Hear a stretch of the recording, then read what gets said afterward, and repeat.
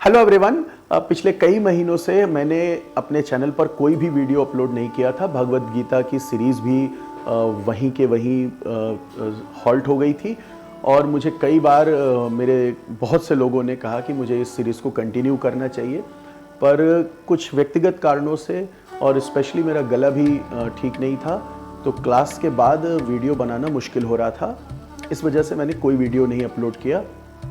कल मैंने एक वीडियो ज़रूर अपलोड किया था, तो वो सूर्य तिलक पर है, जो भगवान श्री राम के मस्तक पर एक तरह का सूर्य अभिषेक किया गया था रामनवमी के दिन, और वह भी एक तरह का डिमांडेड वीडियो था। मेरे बेटे ने एक तो डिमांड किया था, कई स्टूडेंट्स ने भी क्लास में कहा था कि इसको थोड़ा सा समझा दीजिए, तो ये वीडियो कल अपलोड किया था। वहाँ से एक दोबारा जैसे लगता है कि भगवान श्री राम ने कहा कि आप अपना जो सीरीज़ है उसे कंटिन्यू करें, तो मैं आज भगवत गीता की इस सीरीज़ को लेकर फिर से सामने हूँ और आई होप कि you all will wish me luck and this thing support me so that I could continue this series, because ये बड़ा मुश्किल काम लग रहा है। 700 श्लोक हैं और मैं कोई समरी या एक शॉर्ट में बता भी नहीं रहा हूँ। मुझे एक एक वीडियो बनाने में पहले तो स्लाइड बनाना पड़ता है, श्लोक को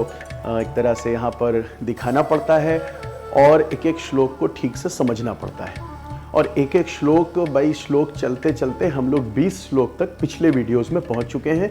आज मैं 21 से लेकर 30 तक इसे कंप्लीट करने की कोशिश करूँगा। तो बिना समय गंवाए आइए स्टार्ट करते हैं 21वें श्लोक से। एक बात बता देता हूँ कि पिछले वीडियो तक हम लोगों ने देखा था कि दोनों सेनाएं आमने सामने हैं। संजय और धृतराष्ट्र के बीच में संवाद चल रहा था। संजय कुछ बातें बता रहे हैं कि युद्ध क्षेत्र कुरुक्षेत्र में क्या हो रहा है, और अब हम लोग यहाँ पर देखेंगे कि अर्जुन भगवान श्री कृष्ण से कहते हैं कि मेरे रथ को आप दोनों सेनाओं के मध्य में ले चलिए, और वहां जब अर्जुन पहुंचेंगे तब उनके साथ क्या होगा ये हम लोग इस वीडियो में देखेंगे। ठीक है, तो पहला श्लोक है, अर्जुन भगवान कृष्ण से कह रहे हैं, अर्जुन उवाच हृषिकेशम तदा वाक्यमिदमाह महीपते सेनयोरु भयोर मध्य रथम स्थापय में अच्युत। यानी हे ऋषिकेश, ऋषिकेश मतलब भगवान श्री कृष्ण के लिए यूज हुआ है। इसको ऐसे समझिए कि जो भी अपनी मतलब जो भी हमारी इंद्रियों पर, हमारे मन पर, हमारी बुद्धि पर जिसका कंट्रोल है वो भगवान श्री कृष्ण है, और इसी वजह से ऋषिकेश, ऋषिक का मतलब होता है इंद्रियां, तो जो इनका देवता है, इन पर जिनका नियंत्रण है उसे ऋषिकेश कहते हैं, और यह शब्द भगवान श्री कृष्ण के लिए यूज हो रहा है। तो अर्जुन भगवान कृष्ण को कह रहे हैं, एक तरह से आदेशात्मक तरीके से कह रहे हैं, क्योंकि इस बात को भी समझना है कि भगवान श्री कृष्ण अर्जुन के सारथी बने हैं इस महाभारत के युद्ध में। तो हृषिकेशम तदा वाक्यमिदमाह महीपते सेनयोरु भयोर मध्य रथम स्थापय में अच्युत। यानी दोनों सेनाओं के मध्य में आप हमारे रथ को स्थापित कर दीजिए। तो अगर ये दोनों सेनाएं आमने सामने हैं तो मध्य हुआ यह क्षेत्र, और कोशिश ऐसा समझिए कि चाह रहे हैं कि इन लेंथ और ब्रेथ दोनों तरफ से हम एकदम बीच में आ जाएं और हम देखें कि कौन हमसे युद्ध करने के लिए इच्छुक है। आगे के श्लोक में देखिए, यावदेता निरीक्षेहम योद्ध कामना अवस्थितान कैमार्य सह योद्धव्य अस्मिन रण संयुद्ध में। ठीक, तो इसमें भी यही बताया जा रहा है कि इसी का कंटिन्यूएशन है कि अर्जुन कह रहे हैं कि मुझे इस युद्ध क्षेत्र का निरीक्षण करना है, और उससे मुझे यह पता चलेगा कि कौन कौन है। आगे के श्लोक में आएगा कि जो कि दुर्बुद्धि दुर्योधन की तरफ से उनको प्रिय मानकर इस एक तरह से अधर्म का साथ देते हुए युद्ध क्षेत्र में उपस्थित हुआ है। ये देखिए दुर्योधन की इमेज भी लगा दी गई है। तो अब आगे है, योत्स्य मानान वेक्षेयहम य एत्रित एतेत्र समागता धार्त राष्ट्रस्य दुर्बुद्धे युद्धे प्रियची केशव। मतलब कि दुर्बुद्धि धृतराष्ट्र पुत्र यानी दुर्योधन की तरफ से उनको प्रिय मानकर कौन इस युद्ध क्षेत्र में हम लोगों से युद्ध करने आया है, मुझे निरीक्षण करना है।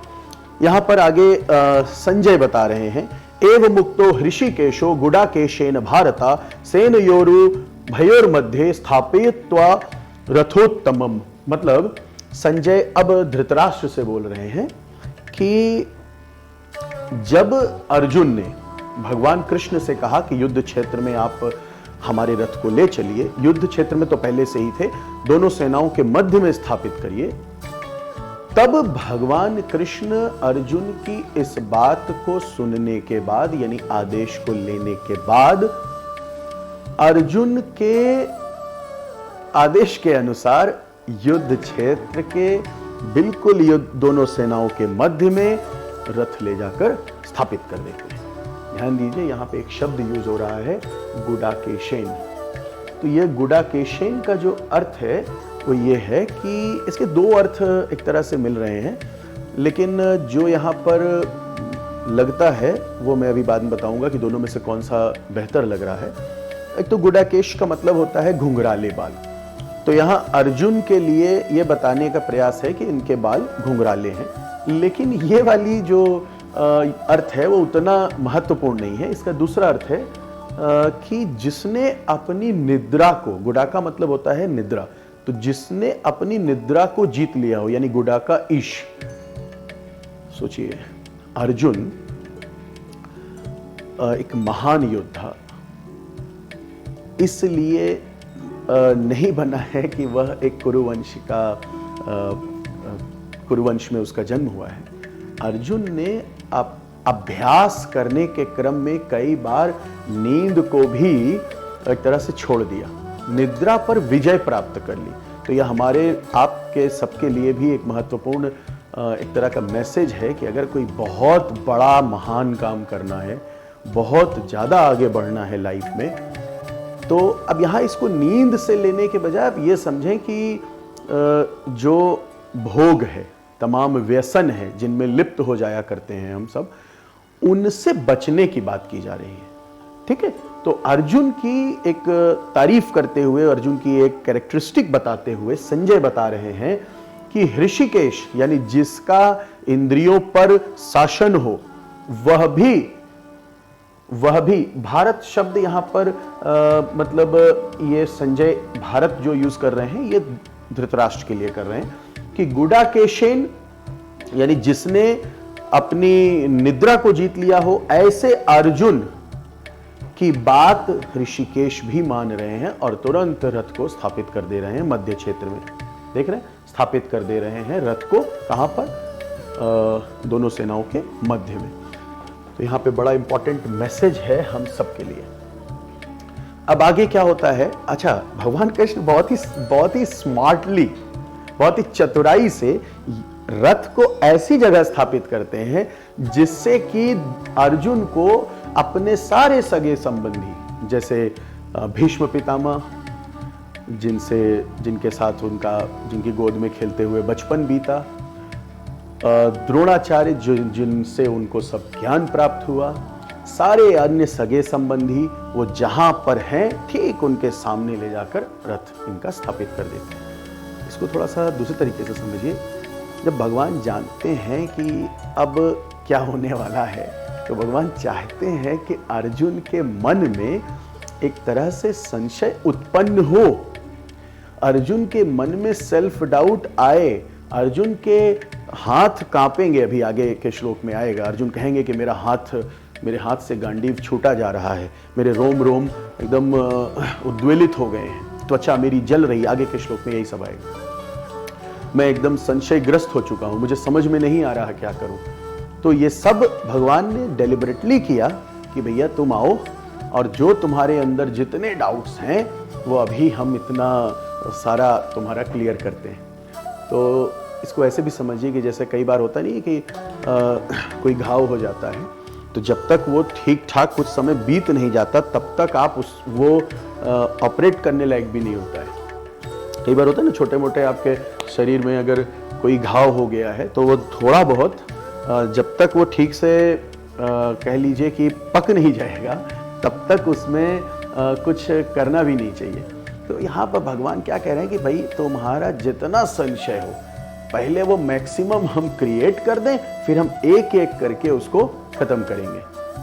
आगे के श्लोक में देखिए, भीष्म द्रोण प्रमुखतः सर्वेषां च महीक्षिताम उवाच पार्थ पश्येतान समवेतान कुरु नीति। यहां पर समवेतान कुरु यानी कि ये सभी कुरुओं को देख लो। यहां भगवान ये बात कह रहे हैं अर्जुन से कि भीष्म द्रोण सभी लोगों को तुम देख लो और ये सब तुम्हारे सगे संबंधी हैं, इनको देख लो। अब भगवान कहेंगे, अर्जुन देखेंगे, मोह उत्पन्न होगा और यह भी लगेगा कि यार दोनों तरफ सब हमारे ही संबंधी हैं, केवल कुरु ही नहीं मारे जाएंगे, हमारी तरफ के लोग भी मारे जाएंगे, सब अपने ही परिवार के हैं। ऐसे में कुछ भूमि के टुकड़ों के लिए क्या इतनी प्राइस देना चाहिए? मन में एक गिल्टी कॉन्शियस भी आ रहा है कि यार हम अपने इतने स्वार्थी हो गए कि अपने स्वार्थ के लिए अपनी तरफ के लोगों को भी मरवा रहे हैं, उधर के लोगों को भी मरवा रहे हैं। तो भगवान इस तरह का डाउट खुद ही क्रिएट कर रहे हैं, कह रहे हैं कि देखिए द्रोणाचार्य को, देखिए भीष्म पितामह को, देखिए अपने सगे संबंधियों को। फिर क्या हो रहा है? तत्रा पश्चात स्थितान पार्थ माने अर्जुन के लिए है, पितृनथ पितामहान आचार्यान मातुलान भ्रात्र पुत्रान पुत्रों सखी स्थता। मतलब इसमें एक तरह से अर्जुन के कुछ भाई हैं, अर्जुन के सखा हैं यानी मित्र हैं, अर्जुन के पुत्र हैं, अभिमन्यु है, उधर दुर्योधन का पुत्र लक्ष्मण है, घटोत्कच है, कुछ लक्ष्मण के भी पुत्र थे यानी पौत्र भी थे। तो ये बताने का प्रयास है कि आपके पिता हैं, आपके पितामह हैं, पिता तो नहीं है लेकिन पिता तुल्य आपके लोग हैं, क्योंकि इसमें यहाँ पर सोमदत्त भी थे और भूरिश्रवा हैं। भूरिश्रवा बहलिका किंगडम, भूरिश्रवा के बारे में मैंने पिछले वीडियोस में बताया है। तो पिता हैं, पिता तुल्य लोग हैं, पितामह हैं, आपके पुत्र हैं, पौत्र हैं, सखा हैं, भाई हैं, ये सब तुम्हारे सगे संबंधी हैं, इनको सबको देख लो। फिर आगे के श्लोक में क्या होता है? हाँ, स्वसुर, इनमें अर्जुन के भी स्वसुर हैं, आपके युधिष्ठिर के भी स्वसुर हैं, तो ये सब लोग भी हैं, तमाम बाकी सब लोग हैं जिनके बारे में बताया जा रहा है। एक तरह से कहा जा रहा है कि सब लोग जो भी युद्ध क्षेत्र में हैं, सब तुम्हारे परिचित हैं, सब तुम्हारे संबंधी हैं। अब अर्जुन क्या कहते हैं? अर्जुन उवाच कृपया पर्याविष्टो विषीदनिदम ब्रीवीत दृष्ट्वे स्वजनम कृष्णायुयुत्सम समुपस्थितम। आगे के श्लोक में इसको लेकर हम अर्थ समझा देंगे। सीदंती मम गत्राणि मुखम च परिशुष्यति वेपथुष्यच शरीरे में रोमहर्षच जायते गांडीवम स्त्रम सते हस्तात्व चैव परिदह्यते न च शक्नोम्य वस्थातुम भ्रमतीव च मे मनः। मतलब ये बता रहे हैं कि मेरा मुख सूख रहा है, रोम मेरे जल रहे हैं, त्वचा मेरी जल रही है, मैं शरीर मेरा कंपन कर रहा है, मेरे हाथ से, हस्त माने हाथ से गांडीव छूटता जा रहा है, मेरा मन मेरे कंट्रोल में नहीं है, बड़ा ही विचलित है।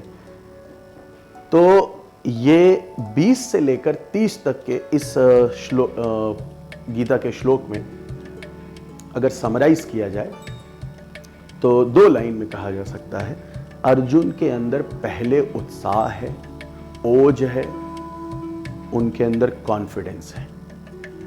वो कह रहे हैं कि कौन है सामने, मुझे दिखाइए, कौन है जो दुष्ट अर्जुन की तरफ से युद्ध करने आया है। जैसे ही वे युद्ध के मध्य में, युद्ध क्षेत्र के मध्य में, दोनों सेनाओं के मध्य में आ जाते हैं, तो दो तरह से लोग भय मतलब संशय में आते हैं। एक तो भय वाला संशय है कि युद्ध हम हार तो नहीं जाएंगे, ये वाला संशय है ही नहीं अर्जुन को।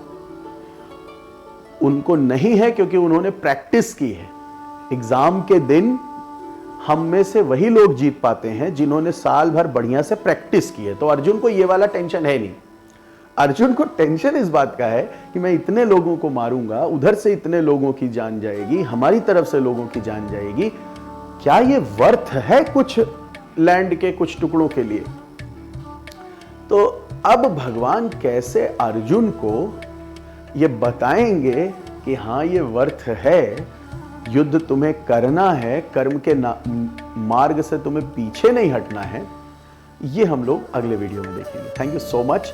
आपने जो भी लोग यहाँ तक पेशेंटली देखे हैं, आई can just say a very good thanks to you all. Definitely I will try to do justice with this series.